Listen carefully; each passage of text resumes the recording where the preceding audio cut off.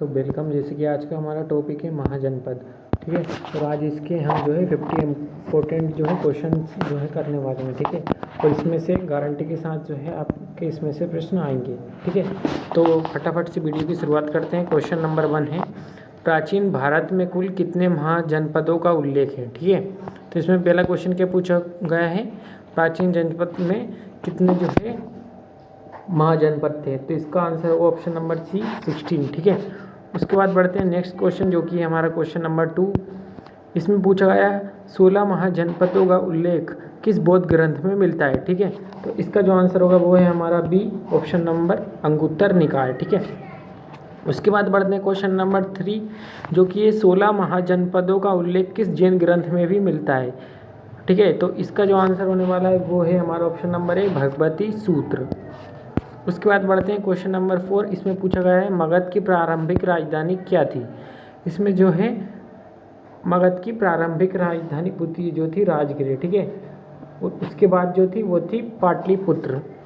उसके बाद बढ़ते हैं नेक्स्ट क्वेश्चन, जो कि मगध की बाद की राजधानी कौन सी थी। तो वही जो मैंने अभी बताया, पाटलिपुत्र, ठीक है।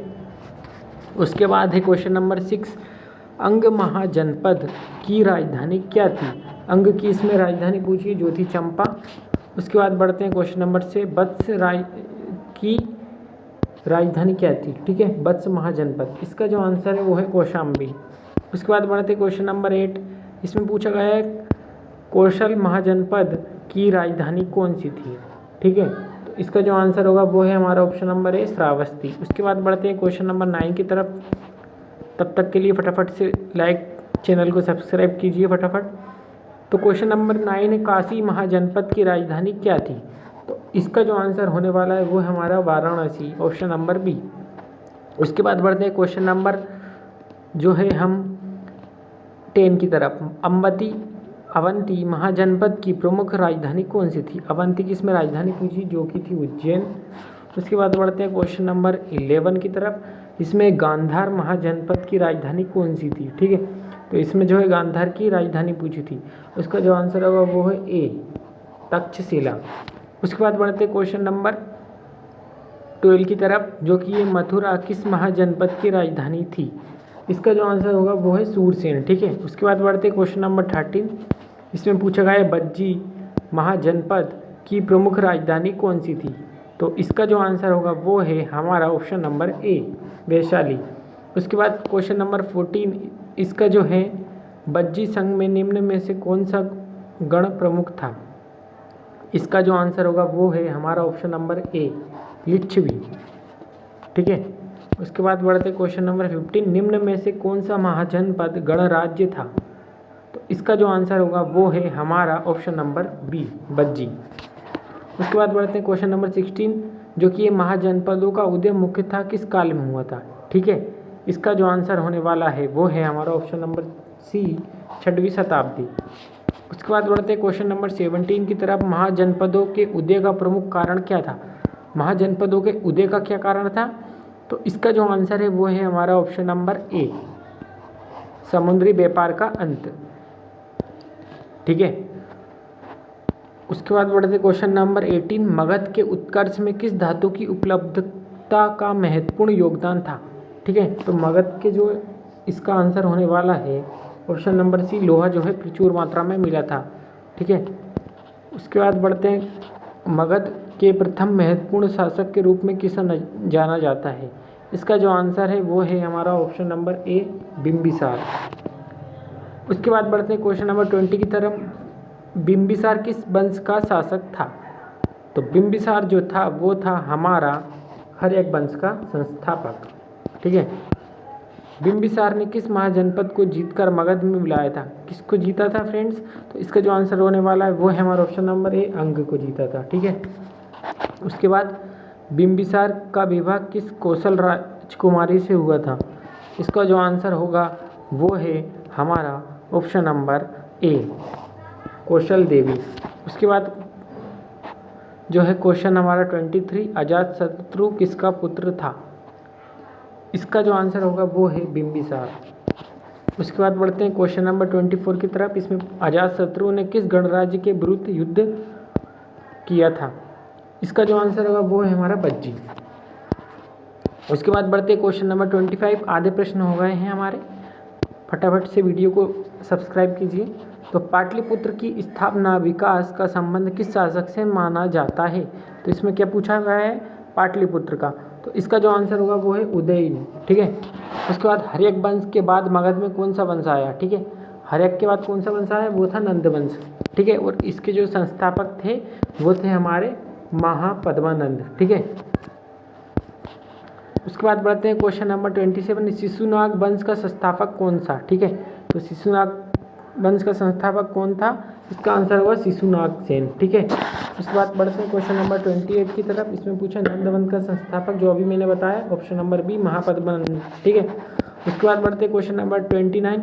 महापद्मानंद को किस उपाधि से जाना जाता था? ठीक है, तो इसको कौन सी उपाधि से जाना जाता था? वो है हमारा आंसर एकराट। ठीक है। उसके बाद 30 क्वेश्चन नंबर 16 महाजनपदों में सबसे शक्तिशाली महाजनपद कौन सा था? ठीक है, तो इनमें सबसे शक्तिशाली कौन सा था? वो था मगध। ठीक है। उसके बाद क्वेश्चन नंबर 31। पांचाल महाजनपद मुख्यतः वर्तमान किस क्षेत्र में स्थित था? तो इसका जो आंसर होगा वो है हमारा ऑप्शन नंबर है उत्तर प्रदेश। ठीक है। उसके बाद क्वेश्चन नंबर 32। कुरु महाजनपद का संबंध किस क्षेत्र से है? ठीक है, तो इसका जो आंसर है वो है दिल्ली हरियाणा क्षेत्र से। उसके बाद बढ़ते हैं क्वेश्चन नंबर 33। मत्स्य महाजनपद का क्षेत्र मुख्यतः कहाँ था? ठीक है, इसका जो आंसर होगा वो है हमारा राजस्थान। उसके बाद बढ़ते हैं क्वेश्चन नंबर 34। इसमें पूछा गया है सूरसेन महाजनपद की राजधानी थी, तो इसमें से सूरसेन जो थी इसकी राजधानी कौन सी थी? वो थी मथुरा।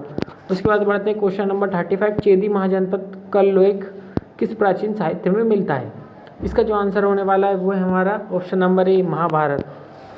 इसके बाद बढ़ते हैं क्वेश्चन नंबर 36 की तरफ। अस्मक महाजनपद मुख्यतः किस नदी के क्षेत्र में था?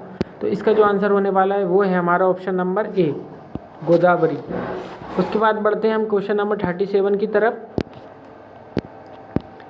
जो कि दक्षिण भारत में स्थित प्रमुख महाजनपद कौन सा था? तो इसमें कौन सा पूछा गया है? दक्षिण भारत का। ठीक है, तो इसका जो आंसर होने वाला है वो हमारा अस्मक, ऑप्शन नंबर ए। उसके बाद बढ़ते हैं क्वेश्चन नंबर 38 की तरफ, जो कि ये गांधार महाजनपद वर्तमान किस क्षेत्र के आसपास स्थित था? ठीक है, तो इसका जो आंसर होने वाला है वो हमारा ऑप्शन नंबर है उत्तर पश्चिम पाकिस्तान और अफगानिस्तान क्षेत्र में। ठीक है। उसके बाद बढ़ते हैं क्वेश्चन नंबर 39 की तरफ, जो कि तक्षशिला किस महाजनपद का प्रमुख नगर था?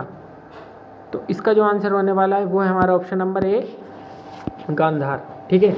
उसके बाद बढ़ते हैं क्वेश्चन नंबर 40 की तरफ, जो कि वत्स का प्रसिद्ध शासक कौन था? तो इसमें 40 का जो आंसर होगा वो है हमारा ऑप्शन नंबर ए उदयन। इसका आंसर क्या है? उदयन। ठीक है। उसके बाद बढ़ते हैं क्वेश्चन नंबर 41 की तरफ, जो कि कौशल का प्रसिद्ध शासक कौन था? इसमें क्या पूछा गया है? कौशल का प्रसिद्ध शासक। ठीक है, तो इसका जो आंसर होने वाला है वो है हमारा ऑप्शन नंबर ए प्रसेनजीत। ठीक है।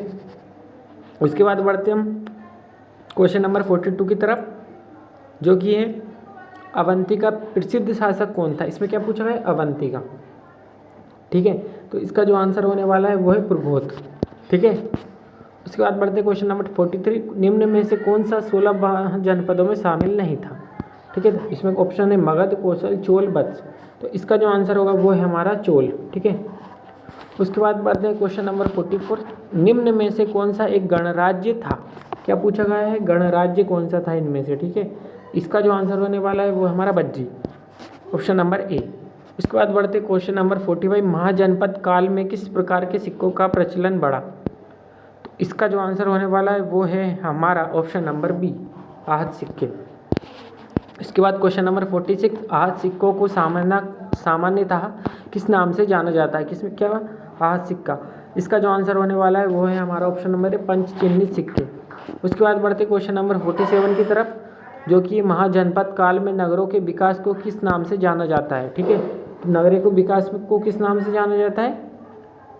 क्वेश्चन नंबर 47, इसका आंसर होगा द्वितीय नगरीकरण। प्रथम नगरीकरण कौन था इसमें हमारा? वो था हड़प्पा सभ्यता। ठीक है। उसके बाद बढ़ते क्वेश्चन नंबर 48। इसमें पूछा गया द्वितीय नगरीकरण मुख्यतः किस क्षेत्र में हुआ? तो ये कौन से क्षेत्र में हुआ था? इसका जो आंसर होने वाला है वो है हमारा गंगा घाटी के क्षेत्र में। ठीक है। उसके बाद पूछा गया 49। महाजनपद काल में किस धर्म का उदय हुआ? तो इसमें कौन कौन से धर्म का उदय हुआ था? बौद्ध, जैन दोनों धर्मों का उदय हुआ। इसके बाद हमारा जो लास्ट क्वेश्चन है वो है निम्न में से कौन सा महाजनपदों की संख्या बताता है। ठीक है, इसका जो आंसर होगा वो है हमारा ऑप्शन नंबर सी 16।